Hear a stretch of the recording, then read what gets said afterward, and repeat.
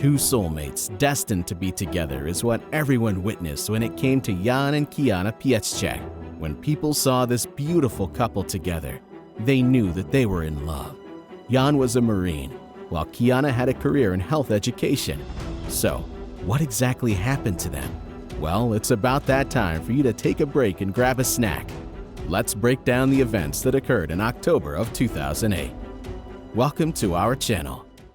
Quiana Faye Jenkins was born on February 16, 1982, in Southern California. She was the only child of Roy and Glenda Jenkins. Quiana received her high school diploma from Ayala High School, and she continued to receive her bachelor's degree from San Diego State University. She then went on to obtain her master's degree in public health at Cal State San Bernardino. Quiana worked for Riverside County Public Health's Black Infant Care Center. Her goal was to become a doctor, but that dream never came to fruition. The love of her life, Pawel Pietrzak, was born in Poland on March 13, 1984. At the age of 11 years old, Janek immigrated to the U.S. with his family to Brooklyn, New York. The tragic events of 9/11 sparked something within Jan, so he enlisted in the Marines on March 7, 2003, and was promoted to sergeant at the start of 2008. He served in Iraq from July 2005 to February 2006. So exactly how did this couple meet? Jan Pietrzak became smitten with Quiana while she was at San Diego State University getting her undergraduate degree. Unfortunately, her feelings were not mutual. Quiana really had no interest in Jan at all. Jan and Quiana both crossed paths one night at a party in 2005 before Jan was being deployed to Iraq.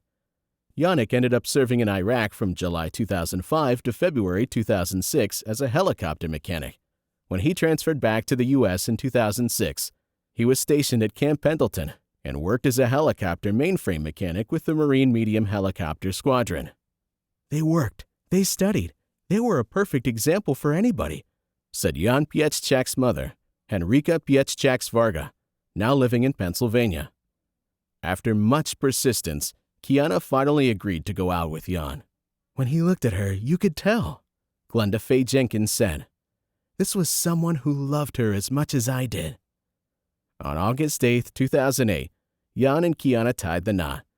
Quiana chose this specific date so Jan would always be able to remember it.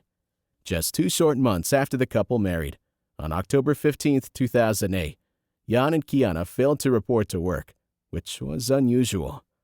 Concerned co-workers placed a call to 911, which prompted a welfare check to be conducted. The Riverside Sheriff's deputy arrived at their home, and the bodies of Jan and Quiana were found unresponsive. Officers immediately noticed the contents of a purse on the floor and the stench of gasoline. Jan had been beaten, and Quiana had been sexually assaulted. They had both been shot and killed. Both had been tortured, and each shot execution style in the head at close range. Quiana had been shot in the upper back of her neck. Another gunshot entered the right side of her forehead, while Jan had 3 gunshot wounds to the head, 1 to the left ear, 1 to the right cheek, and 1 to the back of the head. Police noticed that whoever did such a heinous crime also ransacked the couple's home. It also seemed as though small fires had been started in different areas of the home, but were unsuccessful. Police found 3 different sets of shoe prints, which included Nike Air Force Ones and Nike Cortez, in the home during their investigation, as well as racial slurs written all over the mirrors, walls, and throughout the home. After investigating and speaking with the family, friends, and co-workers, it was mentioned that Jan was very strict.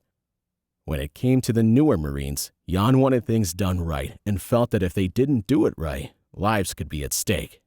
He rubbed some of the newer Marines the wrong way when he got on them for not doing their jobs correctly.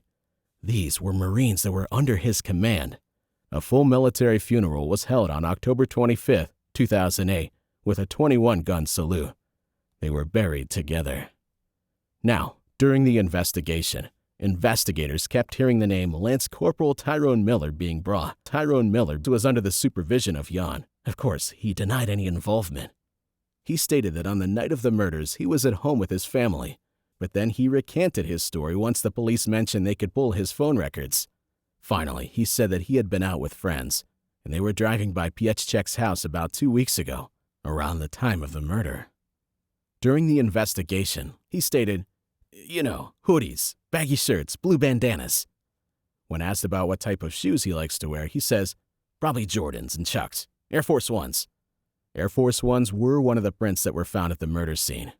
This was enough information to obtain a search warrant. Miller and his wife would not allow police to come into their home, so they forced themselves in by ramming the door open. During the search, they found Quiana's ATM card, Jan and Quiana's stolen jewelry, Jan's uniform, several handguns, which included the murder weapon, DNA evidence, shell casings, a bag of blue bandanas, and gloves worn at the ATM. Miller was then taken into custody. After about an hour of being interrogated, Miller finally began to confess, stated that it was only supposed to be a robbery that he and 2 other Marines planned.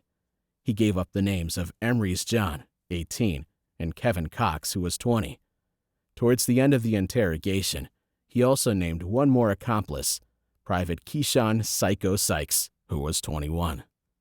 Each of these men were brought in for questioning, and they did admit to being involved in the robbery. However, they ratted on each other regarding the rape, shooting, and the person who came up with this plan.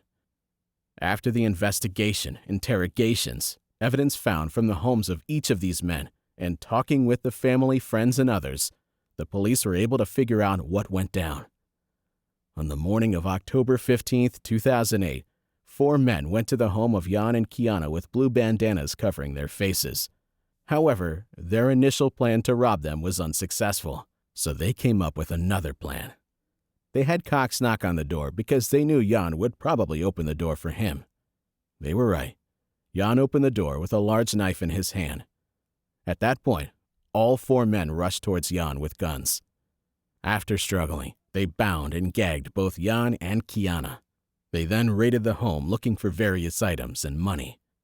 When they were unsuccessful in finding the money, they tortured the couple until they were able to get Quiana's PIN number for her ATM card.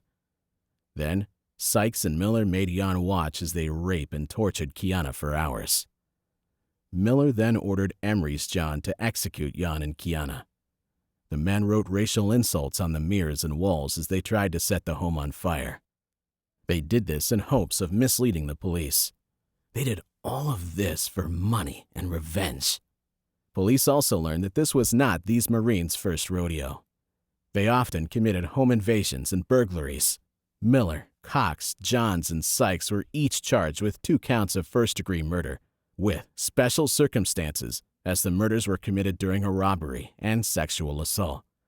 All 4 men pled not guilty on November 20th, 2008, and they were dishonorably discharged from the Marines. In March 2013, just 5 years after the murders, Miller, John, and Cox went on trial. They were all facing the death penalty. During the trial, the prosecutor reminded the jury that each of these men used their training in the Marines to commit these crimes. The trial lasted about 3 months, and the jury did not take long to come to their decision. The trial for Sykes was held about a year later. All 4 of these monsters were convicted of 2 counts of first-degree murder. John was convicted as the shooter, while Miller was additionally convicted of sexual assault. Sykes was additionally convicted of sexual assault and sexual penetration with a foreign object. Miller, John, and Sykes were sentenced to death, and Cox was given a sentence of life in prison without the possibility of parole. Cox is serving his life sentence at Chuckwalla State Prison, while Miller, Sykes, and John are currently on death row at San Quentin State Prison. To serve and protect, that is what Marines do, right?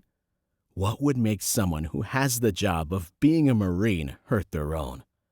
This couple had a beautiful future ahead of them, but that all vanished over greed and revenge. That's all for today's video, and thanks for watching it. Before you leave, make sure you subscribe to my channel and turn on notifications so you never miss any updates. I will see you in the next video. Take care and stay tuned.